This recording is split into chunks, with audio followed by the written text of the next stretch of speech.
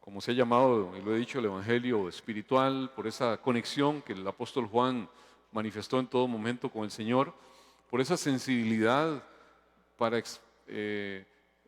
hacer ver detalles que no vemos en los otros evangelios que son más descriptivos. Los sinópticos tienden a hacer eso, una sinopsis, una descripción de toda la vida del Señor.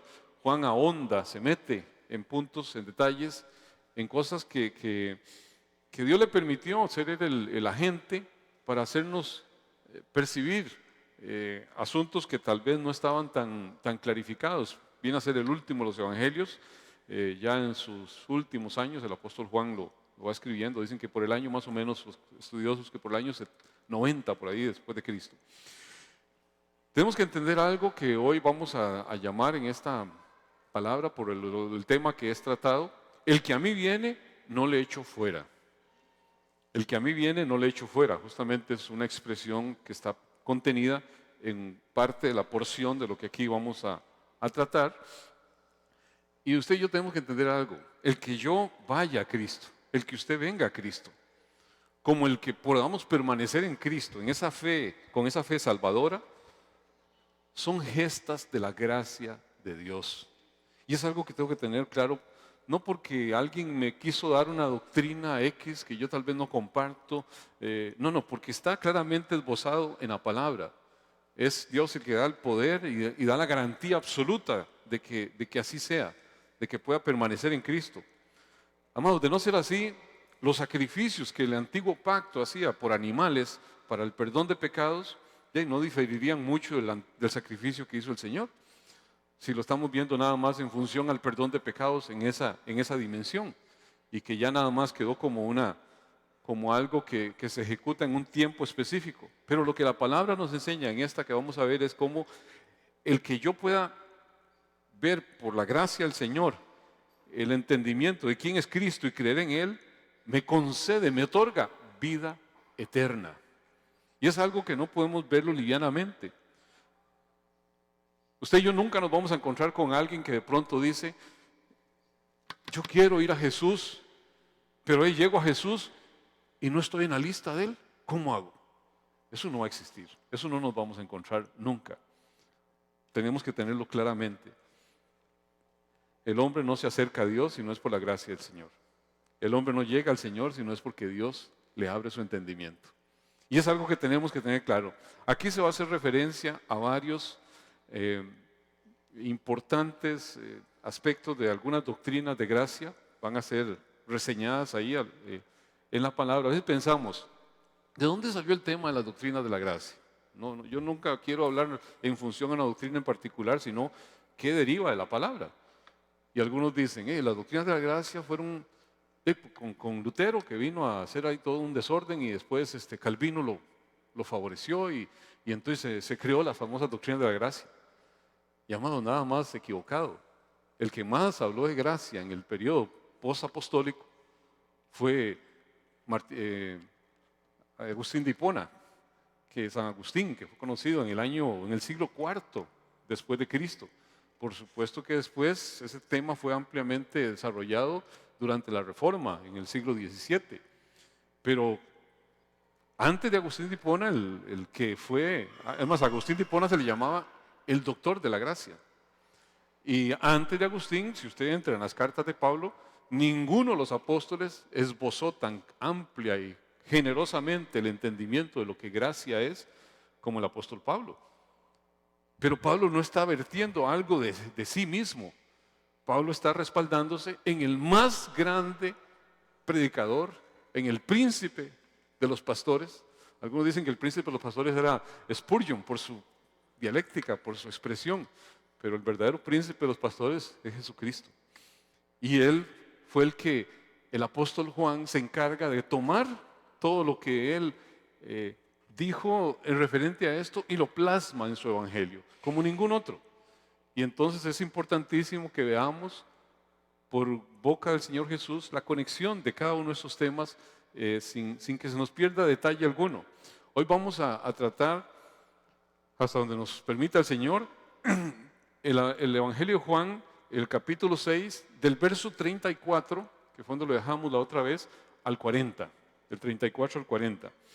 Y se los leo de seguido. Dice así la palabra. Le dijeron, Señor, danos siempre este pan. Jesús les dijo, yo soy el pan de vida. El que a mí viene nunca tendrá hambre. Y el que en mí cree no tendrá sed jamás. Mas os he dicho que aunque me habéis visto, no creéis. Todo se refiere a personas, todo lo que el Padre me da, vendrá a mí. Y al que a mí viene, no lo echo fuera. Porque he descendido del cielo no para hacer mi voluntad, sino la voluntad del que me envió. Y esta es la voluntad del Padre, el que me envió, que de todo lo que me diere, no pierda yo nada, sino que lo resucite en el día postrero. Y esta es la voluntad del que me ha enviado, que todo aquel que ve al Hijo y cree en Él, tenga vida eterna. Y yo lo resucitaré en el día postrero. Padre precioso, es por tu Santo Espíritu que tus hijos podemos entender los misterios profundos de tu palabra, Señor. Somos completamente ajenos a los conceptos espirituales, Señor, en nuestra condición natural, carnal. Se han de discernir espiritualmente. Así que, Señor, apelamos a la guianza de tu Santo Espíritu en tus hijos, Señor, en todos los presentes y todos los que están en diferentes lugares, escuchando tu palabra, Señor, que pueda verterse luz sobre esta tu palabra, Señor, y que cada uno de tus hijos podamos inclinarnos, no a su propia opinión, no a su propio parecer, sino a la instrucción de tu palabra, Señor, y que podamos ser un pueblo dócil, inclinado a lo que tú dices, Señor. Padre, quita toda religiosidad, toda, Señor, falsa doctrina, todo concepto preestablecido, Señor, que impide que tu palabra encuentre espacio y encuentre firmeza en nuestra mente, en nuestro corazón. Ven derribando fortaleza religiosa, Señor, y permítenos que podamos ser un pueblo dócil, inclinado, Señor, a tu instrucción. En el nombre de Cristo Jesús, amén y amén. Amados, las nociones confusas, superficiales, en las cosas de Dios, de pronto pueden producir, qué sé yo, alguna clase de deseo hacia ellas. Porque a usted de pronto le dicen, mire, hágase cristiano y se le quita todo. Hey, ¿a dónde le escribo? ¿A dónde le firmo? ¿Qué hay que hacer? De pronto cuando le plantean algo así. Y se piensa muchas veces que el favor de Dios es una cosa buena. ¿Quién quiere por su propia gesta? Dice, ¿usted qué quiere? ¿Irse al cielo o irse al infierno? Y por supuesto, o sea, pensamos, todos quieren ir al cielo, debe ser un lugar bonito, debe ser un lugar agradable. Aun cuando no tenga el menor deseo de la santidad o de una procura de algo que tiene que ser reconocido, visto y necesario para todo aquel que quiere ver al Señor. Sin santidad nadie verá al Señor. Entonces son cosas que estos judíos, sin entender de pronto el punto del Señor, en esa ceguera espiritual que tenían, no pueden ver más allá de esa necesidad material inmediata que tenían. Y ellos querían un pan que les saciara. Danos siempre este pan. A veces hay, como le decía antes, casi que una especie de oferta, y la gente anda detrás de las ofertas a ver qué es lo que se ofrece. Y de pronto hay una inclinación hacia lo que más conviene. Hay un decir que dice que el que vende sus convicciones por dinero, pues las cambia por un precio mayor. Spurgeon, el predicador que era llamado el príncipe de los predicadores, decía en una expresión de Spurgeon, quien le sirve a Dios por dinero es capaz de servirle al diablo por un mejor salario. Y es que sí, hay un dicho en el popular que dice, cada persona tiene su precio. Y es algo que de pronto encuentra espacio en la gran mayoría de los seres humanos de la condición caída, corrupta, porque tienen su afecto en este nivel. Y amados, qué terrible es cuando la iglesia vende cosas a este nivel para que la gente tome afecto por la situación eterna. Porque muchas falsas religiones operan en esa forma. Así entonces, toda motivación que solamente sustenta al final de cuentas valores de este mundo caído, y toda forma de credo o doctrina que está basada en esos valores que son valores corruptos de este nivel, solamente promueven al final de cuentas que una vida mundana, una vida en la cual, como lo inclina muchas veces la famosa esta doctrina, la prosperidad, que muchos dicen no tenerla, pero está metida hasta los huesos en la gran mayoría del pueblo evangélico, y muchas falsas religiones. Los del Islam hablan de que van a tener no sé qué cuánta cantidad de vino y cuántas doncellas y un montón de cosas a los que Alá bendice, y lo ven a un nivel meramente de placeres mundanos. Y algunos piensan, si usted vive en el Señor, usted tiene que vivir bendecido. Y bendecido es, usted tiene que tener buen billete. Y si usted no tiene dinero, algo no sucedió de lo que Cristo hizo por usted que usted no lo tiene. Así que pellízquese, porque Dios quiere que usted tenga dinero. Y amados, eso en ningún lugar de la palabra lo podemos nosotros encontrar con fundamento. Sino simplemente veamos para atrás y veamos cómo murieron cada uno de los apóstoles. Ricos, multimillonarios, en mansiones. Cómo perecieron cada uno de los seguidores del Señor en las más horrendas y terribles persecuciones, como nunca lo ha conocido prácticamente la era moderna cristiana. Pero de pronto nos comemos un cuento extraño y de pronto alguien se siente descalificado si está pasando alguna aflicción, y es que Dios no está conmigo. Esa es la maldición del Evangelio de la Prosperidad, que a veces la persona, a pesar de estar pasando una situación difícil, todavía tiene la censura, el señalamiento y el juzgarlo de parte de los hermanos que creen que así no debiera ser. ¿Por qué? Porque se interpretan mal muchas partes de la palabra. Por supuesto que la bendición es agradable. ¿Quién no quiere ser bendecido? En el sentido de tener buen recurso financiero. ¿Quién diría que yo no quiero?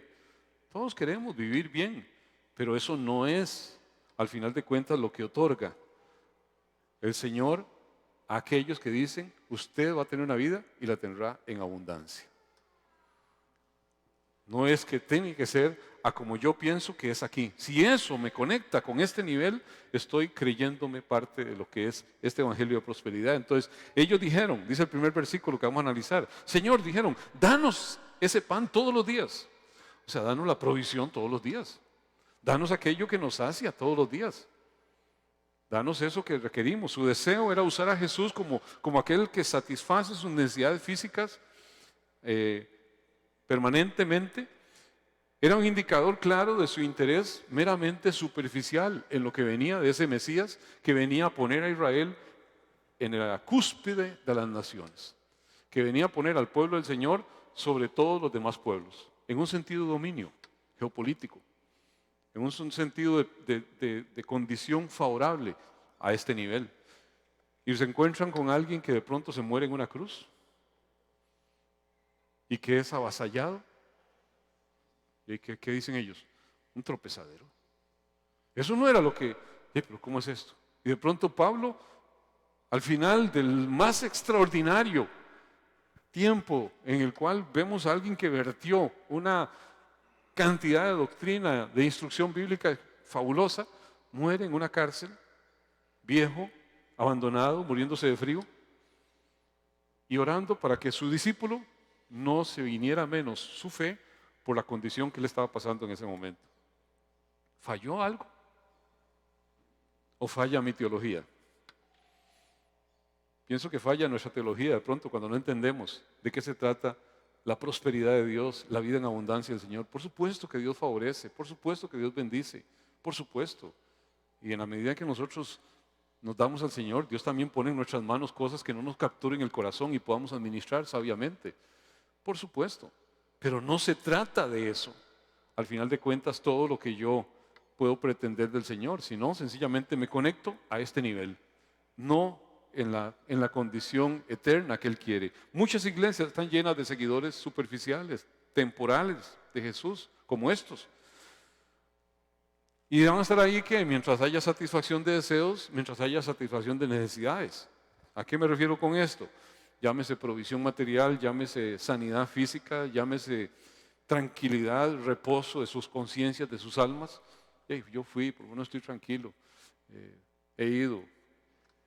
Pero sin un deseo realmente de un cambio en sus inclinaciones, sin un repudio realmente a lo que es su área pecaminosa, aquello que le aparta del Señor. Y yo he sabido de gente que se ha alejado del Señor porque de pronto no le va bien, de pronto no les salió un negocio, entonces se quejan del Señor porque el Señor no les permitió pegar ese negocio, porque Él se mira meramente en función a algo finito, a algo de este momento. Y amados, no se trata de eso. 1 Corintios 2:14 dice, pero el hombre natural no percibe las cosas que son del Espíritu de Dios, porque para él son locura, y no las puede entender, porque se han de discernir espiritualmente. O sea, mientras esa iluminación de la palabra por el Espíritu es la que suministra a los santos esa capacidad para poder entender las verdades bíblicas. Aquellos que están muertos espirituales son incapaces, no lo pueden comprender, no lo pueden ver, porque lo ven meramente en función a este nivel, meramente en función a lo que aquí suceda. Hoy miramos, de hecho, iglesias, estos días hemos estado en unas reuniones ahí de pastores también, y uno oye todo el rum rum y todas las cosas, iglesias prácticamente abandonadas, físicamente, financieramente abandonadas, por esta clase de seguidores superficiales. O sea, gente que al final de cuentas no sienten mayor vínculo con la unión que pueda haber entre el cuerpo de Cristo, la necesidad que pueda haber, sino que más bien ven el sentido material. ¿Qué me favorece? ¿Qué me vincula? Bueno, ahora existe la posibilidad de ver remotamente, y yo no tengo que estar ahí, mejor para no madrugar ni ir ni nada, no hay un anhelo por estar juntos. Y nos tienta a veces de pronto cortar la transmisión, pero tampoco hay gente que sí tiene una verdadera necesidad y de momento hay una situación transitoria de restricción y todo eso, pero hay muchos que encuentran una comodidad por sus conciencias, porque no les estimula el que este es el día del Señor, que nos vamos a dedicar al Señor, que vamos a darle adoración conjunta como el Señor dice que debemos que hacerlo. No dejemos de congregarnos como algunos tienen por costumbre. Entonces, son cosas que uno tiene que tener atención. Al final de cuentas, ¿qué es lo que me produce a mí el conocer de Dios? ¿Tengo identidad con Cristo? ¿Tengo hambre y sed del verdadero pan espiritual? Porque es tremendo cuando eso no se da. Estoy hablando todo esto que tal vez es la parte más gris de los sentimientos naturales humanos, porque de seguido viene esa oferta que casi que podríamos ver, si no lo entendemos bien, como de hora feliz. Al no entender, el Señor ahí tiene que clarificarle la torpeza en la que estos judíos se encontraban y le dice explícitamente lo que Él quería que ellos entendieran. No se trata de provisión material, se trata de mí mismo, se trata de yo. Eso es lo que le dice el Señor. En el versículo 35 dice, Jesús le respondió, yo soy el pan de vida. El que viene a mí nunca volverá a tener hambre. El que cree en mí no tendrá sed jamás. Vean los términos que usa. Nunca tendrá hambre, jamás tendrá sed. ¿Qué es? Que ya no voy a tener yo el querer tomarme algo, o no voy a querer comerme una buena pata de pollo. Amados, si lo vemos en un sentido meramente físico, nos perdemos en el limbo de opciones o de pensamientos meramente naturales, humanos. Aquí está hablando de una hambre, de una sed espiritual. Y está diciendo en términos absolutos, no dice se sació hoy y quedó feliz de la vida hasta que eruptaba de contento. No dice eso. Dice que nunca, que jamás volverá a tener hambre ni sed.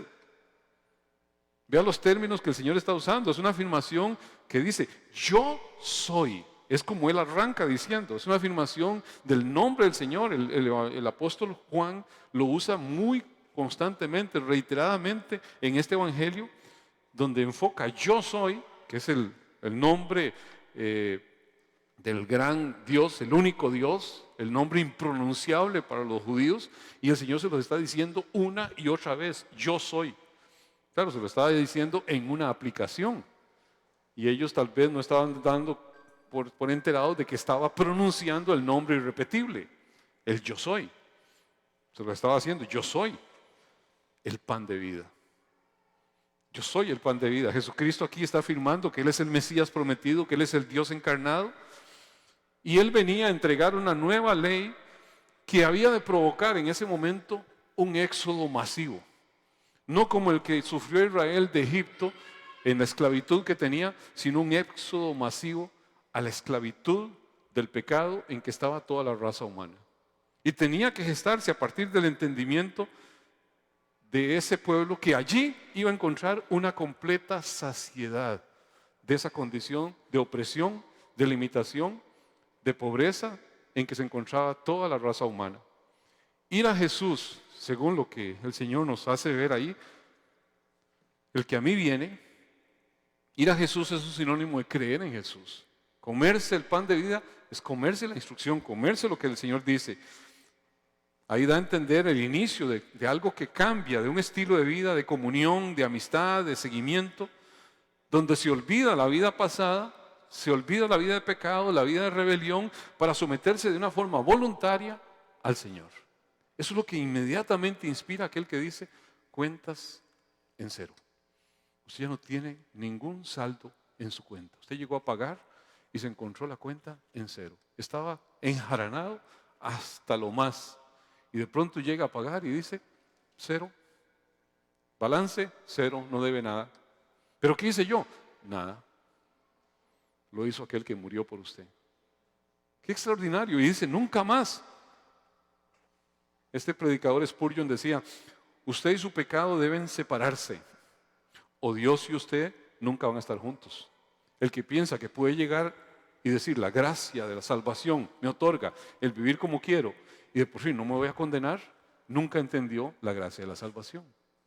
Nunca vivió realmente lo que significa estar en Cristo. Por eso hay gente que dice, no, es que aquel supuestamente estaba en el Señor y luego se condenó. O luego vimos que no, que hizo una vida y nunca creyó en el Señor. Si alguien se condena es porque no creyó en el Señor. Porque lo que se otorga al creer no es perdón momentáneo, es vida eterna. Y vamos a ir a la palabra. El arrepentimiento y la fe son, al final de cuentas, son los dos lados de una misma moneda. Arrepentirse es darle la espalda al pecado. Y creer, al final de cuentas, mirar al Señor en un sentido de ¿qué? De me someto al Señor, me inclino al Señor, vivo para el Señor, todo lo que hago lo hago en función al Señor. Esas son cosas que no son separables. Entonces, eso es lo que tiene que verse claramente cuando yo entiendo lo que es fe de salvación. El que realmente lo hace, nunca, es lo que dice la palabra, nunca tendrá hambre o sed espiritual. O sea que va a tener una completa, perdurable satisfacción espiritual, una perfecta paz en su alma que jamás la va a perder. Jamás. Pero los judíos, así como muchas de pronto confesiones superficiales, no toman al Señor realmente en el sentido de creer al Señor, sino los beneficios del Señor, sin inclinarse al Señor.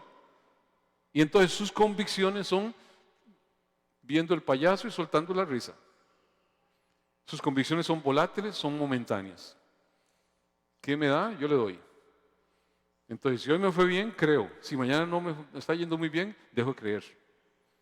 Eso no se llama fe de salvación. La fe de salvación, por eso la desgracia del Evangelio de la prosperidad, porque se convierte en un creer y no creer, como un serrucho, dependiendo de nuestro estado anímico, dependiendo de nuestra condición financiera, dependiendo de si estamos enfermos o no estamos enfermos, y dependiendo de un montón de circunstancias que son meramente de este nivel, porque pensamos que Cristo Jesús soluciona todo a este nivel y yo no puedo tener nada de eso. Terrible forma de crear gente superflua, volátil, sin mayor convicción. Convicciones momentáneas mientras esté en el furor de un momento de éxtasis, pero que deja de tenerlo apenas la situación fea le tocó la puerta. Y eso es lo que tenemos nosotros que tener cuidado. La palabra aquí es muy explícita y vamos a irla viendo. De hecho, hay palabras que hacen ver, pues clarifican todo eso. Por ejemplo, Amós 4:11 dice, He aquí vienen días, dice el Señor, en que, Amós 4:11, he aquí vienen días, dice Jehová el Señor, en los cuales enviaré hambre a la tierra, no hambre de pan, ni sed de agua, sino de oír la palabra de Jehová. E irán errantes de mar a mar, desde el norte hasta el oriente, discurrirán buscando palabra de Jehová y no la hallarán. Amados, durante tiempos de prosperidad, la nación de Israel fue un vivo testimonio de que no escuchaba a los profetas en los tiempos de prosperidad. Los profetas nunca fueron de un hablar dulce y de endulzar los oídos. Los profetas fueron denunciadores en todo momento de la situación de pecado. Hoy tenemos un montón de profetas que solo hacen series con la gente y para arriba, que no es en realidad la función. Y durante el cautiverio, ¿qué pasó? No pudieron hallar la palabra del Señor. Es más, el Señor se cayó por 400 años y los tuvo ajenos a palabra por un periodo extenso. Amados, la fe viene por oír la palabra. Es lo que nos permite que usted y yo creamos, esa fe de salvación. Pero el no tener oídos para oír viene a ser una forma de juicio. De pronto se dice, bueno, cada nación tiene lo que se merece. Hay formas de juicio que es no oír el Evangelio y endurecerse de pronto a no oír. Y cada vez conforme la dureza se vaya incrementando, dice la palabra que al final el Satanás estará suelto. Será suelto por un periodo de tiempo. Y será un tiempo en el cual, porque fue atado para que las naciones vinieran a Cristo, para que la gente escuchara. Pero cuando esté suelta esta situación, ya en los últimos momentos, nadie se va a convertir al Señor. No va a haber una inclinación al Señor. Hay una dureza tremenda en esos tiempos, que son cosas que se van a dar en algún momento. Por eso la palabra dice, en ese momento en que el Señor viene y habla de las bienaventuranzas, Mateo 5:6 dice, bienaventurados los que tienen hambre y sed de justicia, porque ellos serán saciados. Qué rico es llegar usted a comer con hambre, ¿verdad? Qué rico es llegar usted a degustar la palabra y usted encontrar lo que la palabra le está diciendo y de pronto interiorizarla y amar esa palabra y ver, soy una que vez en la mañana teniendo tiempo con Dios, pero viste esto, como si nunca hubiera leído la Biblia y de pronto se encuentra algo que la tiene maravillada de lo hermoso que acaba de encontrar ahí. ¿Por qué? Porque de pronto Dios nos va revelando cosas que no entendíamos en esa dimensión y de pronto Dios nos las hace saber. Dice, bienaventurados los que tienen hambre y sed de justicia, porque ellos serán saciados. O sea, lo opuesto a esa autojustificación de los fariseos ahí, se requiere que todos, cada uno de nosotros tengamos esa búsqueda de esa justicia por encima de la justicia propia, por encima de decir, Señor, es que yo me lo merezco, es que yo he sido una buena persona, es que no. Si algo le escuché a alguien un día de estos que decía, el impío se siente que es bueno. La persona realmente salva se entiende, se reconoce como un pecador. Y usted ve gente que se cree muy buena, todo le resbala, todo, sí, y usted no hay cosa más desagradable que hablarle a un religioso, todo lo sabe, y todo lo vive, y todo es bueno en todas sus dimensiones, cosa aborrecible. Y en cambio, la persona que ha conocido, que ha entendido quién es el Señor y quién era Él sin el Señor, vive permanentemente dependiente del Señor, humillado delante del Señor, reconociendo que no tiene con qué retribuir toda la gracia que ha recibido. El tiempo de cautiverio de Israel y cualquier situación adversa que usted y yo podamos pasar es para despertar de alguna forma hambre, anhelo por el verdadero pan que viene del cielo. Y si de pronto hay una situación que nos hizo acercarnos más al Señor y conocer y amar y apetecer más de la palabra del Señor, alabado sea el Señor por eso. Gloria sea dada al Señor por eso. El verso 36 dice, pero ustedes no han creído en mí, a pesar de que me han visto. Aunque le habían visto, no captaron la importancia de las señales, ni tampoco la intención de sus enseñanzas. Qué terrible. Vieron señales, estaban presentes, vieron manifestaciones, pero ¿qué? Esa generación adúltera, dice el Señor, demanda señales. Amados, no se difiere mucho la generación actual que demanda señales para creer. Porque no es eso el medio que Dios ha usado para que usted y yo nos convirtamos al Señor. Es predicación del Evangelio. Hebreos 4:2 dice, porque también a nosotros se nos ha anunciado la buena nueva como a ellos, pero no les aprovechó el oír la palabra, por no ir acompañada de fe en los que lo oyeron. De hecho, el simple conocimiento del mensaje de Dios puede ser insuficiente, debe ser interiorizado al final de cuentas mediante esa fe salvadora, esa inclinarse al Señor. Los judíos que salieron de Egipto, todos esos judíos, esa generación escuchó, recibieron el mensaje del Señor de una tierra que les iba a dar, de una condición donde los iba a llevar. Ellos tuvieron la predicación a su manera del Evangelio en ese momento de un Mesías esperado, de alguien que iba a redimir la nación. De hecho, ellos fueron evangelizados, es lo que la palabra está haciendo ver. Pero la mayoría de ellos, ¿qué pasó? Quedó en el desierto. Solamente unos cuantos fueron los que pasaron. La mayoría pereció en el desierto por incrédulos, por no creerle al Señor. Y esta figura, amados, de esas multitudes que perecieron no discrepa mucho multitudes que hoy escuchan y no atienden. No sabemos cuál es el rango en el cual al final de cuentas Dios toma a los que son suyos.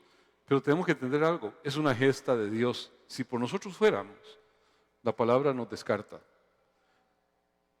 De pronto estamos en un tiempo en el cual los milagros son apetecidos, la gente anda detrás de eso. De pronto vemos casi que una fluctuación de gente que va para un lado y va para otro. Antes se daba con más regularidad, la pandemia nos dejó más quietos, pero uno veía esa fluctuación, de pronto se llenaba allá porque allá estaban dándose algunas cosas, y de pronto por otro lado porque allá estaba Dios usando a aquella persona, y de pronto, y todo el mundo detrás de eso. Amados, los milagros solo estimulan el apetito por más milagros. Al final de cuentas no van a disponer el creer en el Señor como Mesías, como Salvador, sino por el Evangelio, sino por el entendimiento de la obra consumada. Y viene el versículo 37 y 38 de esta palabra de Juan 6 que dice, sin embargo, los que el Padre me ha dado, vendrán a mí, y jamás los rechazaré. Qué contundente expresión. Los que el Padre me ha dado, ¿quién se los dio? El Padre. Vendrán a mí, y jamás los rechazaré, pues he descendido del cielo para hacer la voluntad de Dios. ¿Quién me envió? No para hacer mi propia voluntad. Aquí está hablando de gestas que están convenidas entre el Padre y el Hijo, en dos formas de la Trinidad, convenidas para hacer una gesta que está en su haber el hacerlas. Aquí no está mencionando nada el quehacer humano, sino lo que el Padre y el Hijo han convenido entre ellos. O sea, la confianza del Señor nunca está puesta en el hombre, sino en la soberanía, en la omnipotencia de Dios, que siempre tendrá éxito.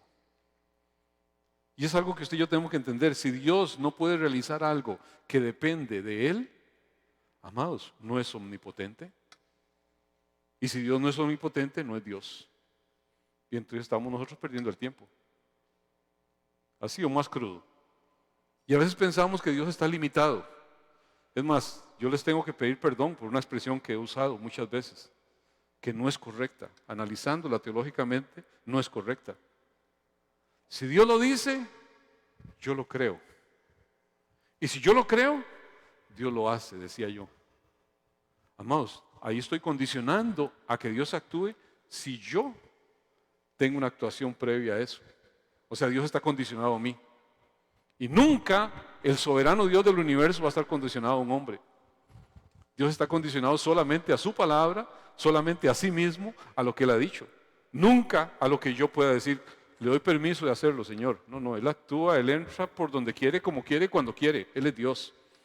Él es soberano absoluto de todas las cosas. Así que venía por default, perdón, eso lo escuché muchas veces, se me quedó ahí en el disco duro y a veces lo digo, y puse a la iglesia a repetirlo muchas veces, pero no habla de la soberanía de Dios. Habla de mi forma de gobernar el brazo de Dios.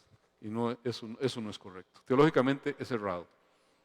Un día esto me puse a meditar y Dios me trajo eso y digo, perdón, tengo que decírselo a la iglesia, perdón. Eso no es correcto. La confianza Como le digo, el Señor no puede estar en el hombre.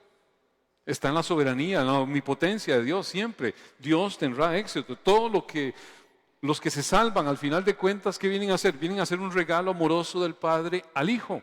Porque ve que el Padre se los está dando al Hijo. Entonces, así el Hijo ve, al final de cuentas, cada alma que el Padre le está dando, la ve como una expresión de ese amor irresistible del Padre hacia Él, que le está brindando esa persona. Y todo lo que viene del Padre, todo lo que el Padre le da, va a venir a ese Hijo. ¿Y Él qué dice? Nunca lo voy a rechazar. Papá no se equivoca. Si Dios me dio esto es mío. Y nadie me lo va a arrebatar. ¿Cómo queda eso? Si depende todo de Dios. Si no depende del que está en ese interín. Quedo totalmente expuesto a lo que es la soberanía de Dios. Y les hago saber a través de varios pasajes. Juan capítulo 3, verso 15. Para que todo aquel que en Él cree no se pierda, mas tenga vida eterna. Todo el que cree con esa fe de salvación no se pierde, tiene vida eterna. Y dice el verso 16, porque de tal manera amó Dios al mundo que ha dado a su Hijo unigénito, para que todo aquel que en Él cree no se pierda, mas tenga vida eterna. Pregunto, ¿todo el mundo se salva? Por supuesto que no. La palabra da fe de condenación. Entonces, ¿esto está hablando del mundo en general o se refiere a una gente del mundo? Por supuesto que esta palabra va dirigida a gente de toda raza, de toda lengua, de toda tribu, de todo el mundo que cree. En Él va a tener vida eterna. Es gente que no se va a perder. Para todo creyente en el Señor Jesús, esta vida la empieza a experimentar desde antes de llegar al cielo, desde el momento que estamos aquí. Es algo asegurado, no es una promesa, no es una posibilidad, es un hecho consumado, si no, no es vida eterna. Si no fue perdón de pecados, y como lo dije al inicio, le valió igual que hubieran sacrificado un animal, perdón en ese momento, y pulsela de aquí en adelante a ver si usted llega. Y no se trata de eso, no es lo que la palabra de Dios dice. Esto no depende más que de la misericordia divina. Al final de cuentas, todo ese mundo caído, de ahí, de todo ese mundo caído donde el Señor saca, por su pura gracia, por su pura misericordia, a un pueblo que es su pueblo. ¿Usted está de acuerdo con eso? Que Dios escoge un pueblo. Y lo vemos muy práctico cuando decimos, sí, Dios escogió a Israel. Sí, claro, era su pueblo. Pero de pronto vemos el tema de iglesia y dice, pero ¿por qué a vos sí y a tu vecino no? Y de pronto decimos, no, no es justo. Pero no es lo que la palabra de Dios al final enseña. Dios escoge un pueblo de entre todos los pueblos de la tierra.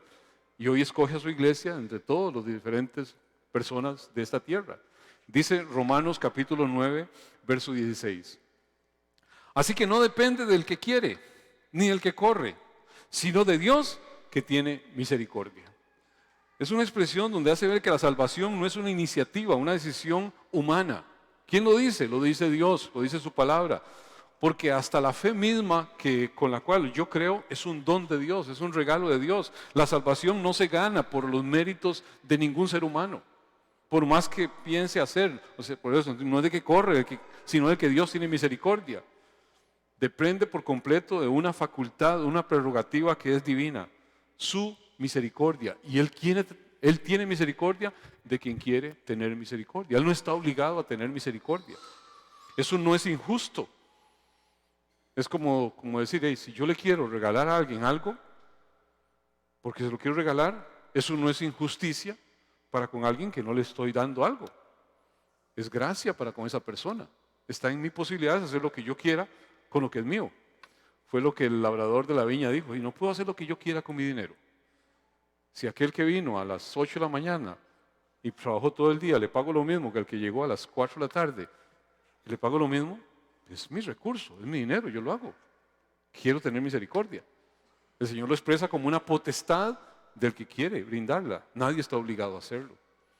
Mientras que la justicia son cosas que usted y yo tenemos que ver qué es lo que la palabra apunta en torno a lo que justicia es. Ve lo que dice Romanos capítulo 3, verso 10.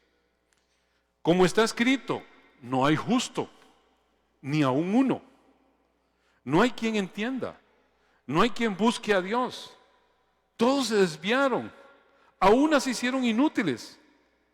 No hay quien haga lo bueno, no hay ni siquiera uno. Vean el diagnóstico divino. Este es el diagnóstico de toda la raza humana. Entonces, si usted se pone a ver esto, ¿qué sucede? Las religiones falsas del mundo son intentos de que ese hombre caído de pronto escape de ese Dios ante el cual está bajo juicio. No para buscarlo, sino para escapar de ese Dios. La tendencia normal del hombre es procurar al final de cuentas su propio interés. ¿Dónde me calienta mejor el sol? Pero su única opción posible, si realmente entendemos lo que es gracia, es ir y humillarse delante de Dios, es ir y postrarse delante de Dios. Pero ¿qué dice? No hay uno solo, no hay quien entienda, no hay quien busque a Dios. ¿Dios se equivocó en esto? ¿O mi concepto doctrinal está equivocado? No es que viera que yo soy una persona que no he sido tan malo. En el momento que usted se siente bueno, amados, póngase a pensar porque posiblemente no ha entendido la gracia de Dios. Los gentiles se sienten buenos, los paganos se sienten buenos, pero los que realmente han entendido quién es Dios, se siente que es un pecador que en cualquier momento peca. No que en cualquier momento pierde la salvación, vamos a verlo más adelante, sino que en cualquier momento peca, en cualquier momento está expuesto a que la naturaleza caída le corte esquina. Y tenemos que tenerlo claro. Al no haber realmente un justo, como dice la palabra, no hay justo, no hay uno solo. ¿Qué sucede? ¿Qué pasaría si yo le digo, Señor, no es justo que salvaras a Macho y no salvaras al vecino? Y si Dios dijera, bueno, ok, le voy a aplicar justicia a todos. ¿Qué sería la justicia si no hay ni uno solo que sea justo, ni uno solo que haga lo bueno? ¿Cuál sería la aplicación de justicia? Condenación total. No quedaría uno solo. Entonces, esa es la situación del mundo. Esa es la condición que yo debo entender que está todo ser humano. Entonces la condición de un mundo caído sería condenación. Por eso la misericordia es una prerrogativa divina donde Dios toma un pueblo para sí. ¿Por qué usted? Pregúntele a Dios. ¿Qué puede usted hacer ante semejante entendimiento? Amados, vivir para alabanza y gloria de su santo y precioso nombre. ¿Quiénes son los escogidos? Yo no lo sé, solo Dios lo sabe. A mí me toca, ¿qué? Predicarle a todas las personas. Porque es el medio que Dios ha usado para llamar a su pueblo. La predicación, el evangelio, no los milagros, no las ventas de hora feliz. No, la predicación del llano y puro evangelio de la gracia de Dios. Es lo que usted y yo tenemos que hacer. Ve lo que dice Romanos capítulo 8, verso 7. Pues la naturaleza pecaminosa es enemiga de Dios siempre. Es que vea las declaraciones que hace el apóstol Pablo. La naturaleza pecaminosa es enemiga de Dios siempre. ¿Quiénes estaban bajo esa condición? Todos. Todos. Todos estábamos en una condición de ¿qué? De enemigos de Dios. Nunca obedeció las leyes de Dios y jamás lo hará. Por eso los que todavía viven bajo el dominio de la naturaleza pecaminosa nunca podrán agradar a Dios. Pero ustedes no están dominados por su naturaleza pecaminosa. Son controlados por el Espíritu si el Espíritu de Dios vive en ustedes. Y aclara. Y recuerden que los que no tienen el Espíritu de Cristo en ellos, de ninguna manera pertenecen a Él. O sea, es imposible que exista un creyente, un cristiano sin el Espíritu Santo. Y hoy la iglesia, en un amplísimo sector de la iglesia, piensa que si usted no habla en lengua no tiene el Espíritu Santo, y si no tiene el Espíritu Santo no tiene el poder de Dios. Entonces, ¿qué dice la palabra? Usted no pertenece a Cristo. Y eso es una aberración, eso es completamente ajeno a lo que la palabra de Dios, pero hay credos completos de iglesias que tienen eso en su doctrina, ajeno a lo que la palabra de Dios dice. La palabra de Dios dice que el que no tiene el Espíritu Santo no es de Cristo y no entiende las cosas del Señor. ¿En qué momento se dio esa habilitación? Por la gracia del Señor a través de la predicación de la palabra, y la persona recibió la fe de salvación para creer, para caminar con el Señor. Aún las buenas obras, amados, que pueda ser una persona incrédula, no son un cumplimiento verdadero de la ley de Dios, no son un agradar a Dios, porque al final de cuentas son producidas por la carne. Yo puedo decir, es que mi abuela viera qué buena gente que es, esa señora es tan buena gente, pero si no conoce a Cristo se va al infierno. Necesita que se le predique el Evangelio. Por muy buena gente que sea, por muchas buenas cosas que haga. ¿Por qué? Porque al final de cuentas las buenas obras que hace una persona que no está perteneciendo a Cristo lo hace para su propia satisfacción carnal, para su propia deleite, para su propio interés, para sentirse bien consigo mismo. Y todo lo que no da gloria a Dios es aberración, es corrupto, no de ninguna forma rinde alabanzas al Señor. Y eso es lo que usted y yo tenemos que tener. Allí que alguna gente dice, no pecar para no condenarse. Es que si usted le dicen que usted es salvo, bien, pues se va a dedicar a pecar. ¿Por qué no pecaba antes? Es que si no me condeno. Entonces usted no peca, no por amor a Dios, sino que al final de cuentas no peca por un cálculo meramente de opciones convenientes. Me voy al infierno. No para alabanza y gloria al Señor, sino para su propio beneficio. Entonces, ¿a qué Dios está sirviendo? ¿A qué Dios le entregó su corazón? Pura farsa, pura mentira. ¿Estamos claros en lo que es? Por eso Dios dice, free, la salvación es gratis. Y entonces presenta el Evangelio y ve la respuesta. Entonces, ¿cuál es la forma de ver si eso no es? Por sus frutos los conoceréis.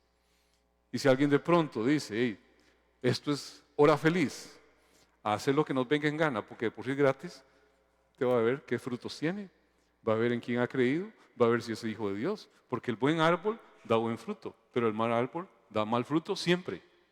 Ninguno de los que no son en el Señor puede agradar a Dios, porque su inclinación es desagradar a Dios siempre. ¿Nos estamos entendiendo? De lo que realmente es delicado el entendimiento de estos aspectos que están allí, inmersos. 2 Corintios capítulo 4, verso 4 dice, en los cuales el Dios de este siglo cegó el entendimiento de los incrédulos, para que no les resplandezca la luz del Evangelio de la gloria de Cristo, el cual es la imagen de Dios. O sea, la mentalidad actual de ese mundo que está caído, que de pronto está por ideales que pueden verse como muy bonitos, por opiniones, por metas que cruzan las redes sociales, esperanzas ahí, perspectivas de mucha gente que incluye, qué sé yo, una filosofía correcta de vida, dicen algunos, yo no le hago mal a nadie, respeto, y educación, comercio, cultura, pero todo de este nivel. Y hay gente que dice, no, es una buena persona. Yo pienso que sí, esa persona a su manera hace lo correcto y a su manera seguramente Dios lo va a ver. Amados, si no creen en Cristo, no hay opción. La palabra dice que solamente hay un nombre dado a los hombres a través del cual podemos ser salvos, y ese nombre es Cristo Jesús. Ese tipo de pensamiento que da, yo no le predico a ese, ¿para qué me voy a complicar? Él tiene su forma de ver las cosas, y entonces que sigan lo que está. Y aunque tenga la oportunidad de hablarle el Evangelio y no le hablo, ¿por qué? Porque por sí, él tiene su forma y es una buena persona, no es tan malo como aquel que está metido en el caño y que es un desgraciado que sí necesita que salga de ahí. Amados, hasta el de cuello blanco, por muy culto que lo veamos, si no tiene a Cristo, obedece a intereses de una condición caída. Y sus buenas obras son corruptas en sí, porque no las hace para la gloria del Señor, sino que las hace para su propio beneficio, para ser visto bien, para ser ponderado bien. ¿Lo estamos entendiendo? Y todo lo que no sea para gloria del Señor es corrupto, porque obedece a esa condición corrupta. El hombre abandonado en sus propios recursos, al final de cuentas, sin esa influencia piadosa del Señor, va a seguir a ese sistema, va a complacer a ese sistema, y que la palabra dice que es un sistema depravado, un sistema incrédulo, donde no hay quien busque a Dios, no hay quien haga lo correcto. Y entonces, ¿qué pasa? Se va metiendo cada vez más y más en esas tinieblas morales que son ajenas a Dios. Muy correctas, humanamente hablando, muy morales dentro de la nueva moralidad que el mundo aplaude, pero sin rendir gloria a Dios, sin hacerlo para ese propósito por el cual usted y yo existimos, por el cual Dios creó a todo ser humano. Usted y yo vivimos para la alabanza y gloria de Dios. Todo ser humano existe para eso, no es un asunto que solamente los cristianos, no, es toda la creación. Dios no hizo grupo cristiano por un lado y otros no, Dios hizo todo. Todos estábamos en esa condición abandonada, en esa condición donde el pecado nos lesionó. Así que una fe cristiana que tiene su fundamento en que Dios es absolutamente soberano para la salvación, es la que realmente tiene apego a la palabra del Señor. Todo sistema teológico que al final de cuentas le está otorgando la salvación en dependencia a la voluntad del hombre, en dependencia a la voluntad del ser humano, es un sistema teológicamente errado. Porque no es lo que la palabra dice. Porque un sistema así le está quitando el trono de soberanía a Dios y lo está poniendo en manos de un ser humano, como si yo manipulara, yo manejara a Dios. Y Dios es absolutamente soberano. Y ante Él todo se inclina, ante Él todo le rinde pleitesía. Él es el único soberano. Así que tenemos que tener claro, hay una abundancia, pero una abundancia de pensamiento, de palabra. Hay unos aspectos que apenas estoy tratando ahí con 4 o 5 versículos, pero sé que esto es un tema que hay que rumiarlo con suavidad. No quiero correr en lo que viene, porque viene el tema de por qué yo puedo decir una persona que está en el Señor, Dios la guarda, y Él la va a resucitar en el día postrero. ¿Por qué puedo tener esa certeza absoluta? Bueno, lo que está dicho en esa parte de ese evangelio, pero tampoco quiero mascuciarlo así en carrera. Así que yo creo que a lo dicho hasta el momento es suficiente para que nosotros tengamos un tiempo y le demos gloria a Dios por todo lo bueno que Él ha hecho, por todo lo extraordinario de que usted y yo nos podemos entender. Somos hijos por la gracia del Señor. Somos un pueblo que Él escogió. ¿Que quién? Que papá le entregó al Hijo. Nada más le doy un versículo y lo voy a dejar ahí. Ninguno puede venir a mí si el Padre, le estoy hablando de Juan 6:44. Tal vez el ministro de alabanza se pueden venir. Ninguno puede venir a mí si el Padre que me envió no le trajere. Y yo le resucitaré en el día postrero. Ese versículo es una síntesis extraordinaria de todo ese plan redentor, de toda esa obra soberana del Señor. Es casi que muy parecido al verso 65 de Juan 6, que dice: por eso os digo que ninguno puede venir a mí si no le fuere dado por el Padre. O sea, usted y yo no estaríamos en el Señor si el Padre no le hubiese entregado su vida a Cristo. Es lo que dice la palabra. Aunque los hombres y mujeres somos llamados, al final de cuentas, a creer, tenemos al final de cuentas que rendir cuenta de nuestra incredulidad. Y esa fe auténtica nunca va a ser un asunto exclusivo nuestro.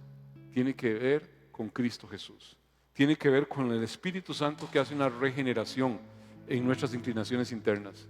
Tiene que ver con esa obra en la cual Dios vence nuestra incredulidad. Frente a esa incredulidad, Jesús viene a reiterar allí que la soberanía es de Dios. Esa soberanía implica que fue Dios, el Padre, que dijo: para Cristo, para Cristo, para Cristo, para Cristo. ¿Quién lo hizo? Dios el Padre. ¿Le preguntó a esa persona? No le preguntó. Y Cristo dice: mío, no lo echo fuera. Mío, me pertenece, no lo echo fuera. Es grande la fidelidad del Señor, es impensable la fidelidad del Señor, es algo no dimensionable cuando hemos estado acostumbrados a un canje, que le compro y que le vendo. El Dios de los cielos y de la tierra no hizo un canje de esa naturaleza, sino un intercambio divino, donde Él se dio por amor a cada uno de sus escogidos. Si usted es un elegido, si usted es un escogido, si usted es una hija, un hijo de Dios, que el Padre le entregó al Hijo, ¿qué puede hacer sino adorarlo? ¿Qué puede hacer sino exaltarlo? Vivir una vida para gloria de su santo y precioso nombre. ¿Podemos alabarlo al Señor? Adoremos al Señor. Bendito Dios. Dios de Abraham, eres Dios que cumplirá cada pacto hasta el final. Una y otra vez te has mostrado fiel y lo volverás a hacer. A pesar de la fuerte tempestad, firme estaré y aprenderá este corazón a confiar en fe. Grande es tu fidelidad a mí. Grande es su fidelidad a mí. Del amanecer al anochecer yo te alabaré. Grande es su fidelidad a mí.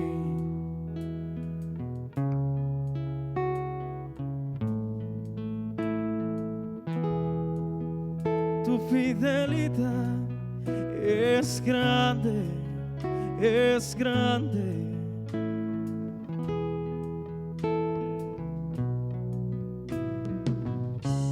El mundo pasará, pero tu palabra permanecerá.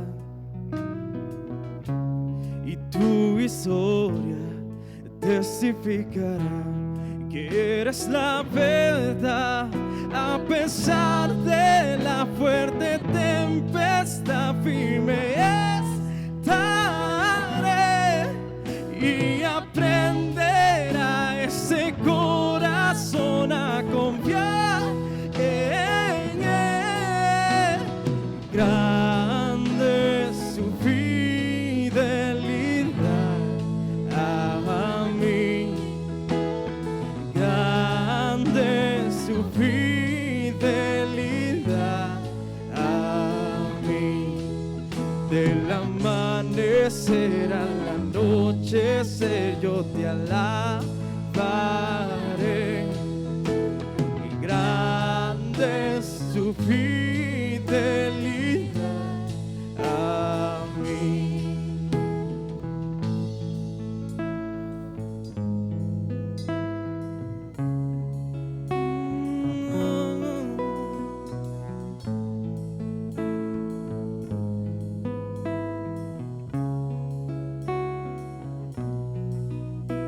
Yo confiaré en Cristo, anclado estoy en Él.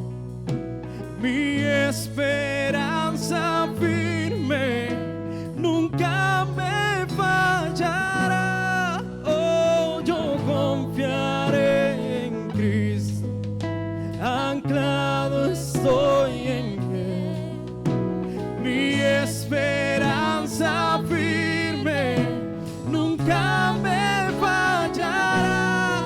Oh, yo confiaré en Cristo, anclado estoy en Él.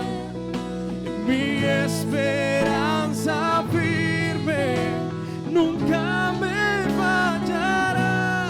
Oh, yo confiaré en Cristo, anclado estoy en Él. Mi esperanza firme nunca me fallará. Tú nunca me fallarás.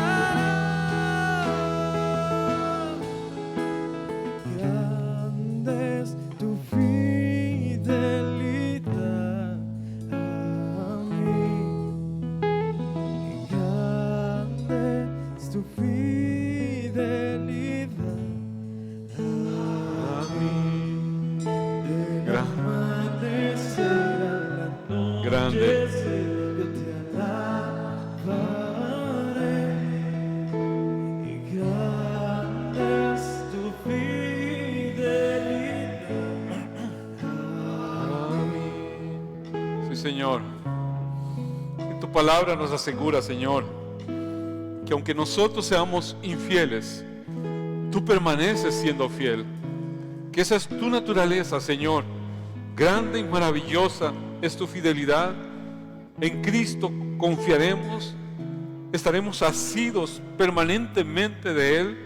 Señor, hemos creído que tú eres el Hijo de Dios. Confesamos, Señor, esa confesión que tú le pediste, Señor, a aquella sierva cuando habló, Señor, de su hermano fallecido. Tú le dijiste: yo soy la resurrección y la vida. El que cree en mí, aunque esté muerto, vivirá. Y todo aquel que vive y cree en mí no morirá eternamente. ¿Crees esto? Señor, hoy te decimos: creemos eso. Creemos, Señor, porque tú eres el único Dios verdadero. Tú eres el que has, Señor, el Cristo, el Hijo de Dios, el que vino, se encarnó en este mundo, Señor, siendo Dios, y pagó un precio de una falta, de un pecado, Señor, que no era tuyo para nada, era nuestro pecado. Grande es tu fidelidad, grande es tu amor, grande es tu misericordia, Señor. Hoy solamente nos inclinamos ante ti, nos postramos ante ti y reconocemos, Señor, tu fidelidad, tu gracia, tu misericordia. Gracias, Señor Jesús. Hoy nos rendimos ante ti, Señor. Amén.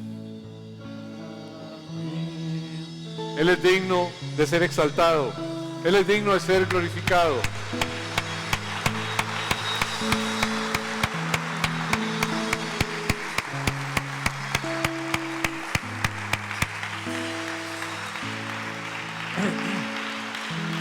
Gracias, Señor.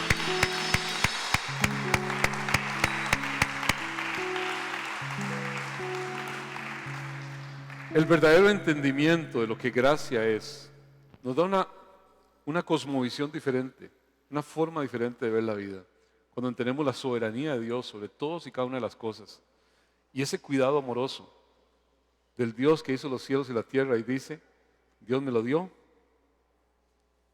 el Padre me lo entregó, yo no le voy a echar fuera nunca. Qué confianza. Gracias, muchachos, por ese canto muy bien seleccionado. Qué confianza nos da cada día de nuestra vida. Y amados, esto no es ninguna nueva, teoría. Lo que hemos querido es que la palabra nos venga diciendo exactamente: lo que hemos creído ha sido lo correcto, o hay que hacer un switch en muchas de las cosas que hemos entendido. Cuando hemos venido de un evangelio de prosperidad, donde usted arrebata, donde usted obtiene, donde usted mueve el brazo de Dios, amado, de pronto esto es un cortocircuito, ¿cierto? Pero cuando usted entiende soberanía y gracia, lo único que le queda al ser malo es inclinarse y decir: Señor, perdón, soy perverso y en cualquier momento, Señor, yo mismo me traiciono. Dependo todos los días de la gracia tuya, todos los días de la misericordia tuya, pero tengo la confianza de que nadie me va a separar de ella. Así que es maravilloso cuando entendemos realmente lo que gracia es. Quise tratar esta parte hasta allí. Yo le veía mucho más, pero vamos a hablarlo después con más cuidado, con más detenimiento, para tener bien profundizado, porque yo sé que hay mucha gente que de pronto patina mucho en lo que son algunos conceptos de lo que gracia es. Bueno, hay algunas peticiones a esta hora que queremos traer delante del Señor. Siempre pues estamos ahí, gente que está en algunos procesos